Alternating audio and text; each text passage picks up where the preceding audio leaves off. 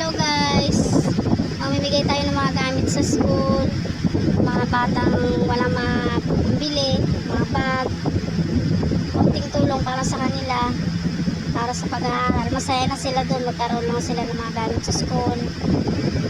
Tapos magbibigay tayo uli, yung mga hindi pa nabibigyan, abangan nyo po, magbibigay pa po kami ulit. Sa mga nabigyan, salamat at dumating sila kahit ang lakas ng ulan, pumunta sila para makuha yung mga gamit na pinamimigay sa kanila. Kaya makikita mo sa ngiti nila na sobrang saya nila kahit sa kunting paraan na ibigay natin sa kanila ang kasiyahan para sa kanilang pag-aaral. Salamat sa lahat ng nakatanggap. Saka hindi nakatanggap, susunod kayo naman po ang mabibigyan namin ng gamit sa school bag, mga school supply.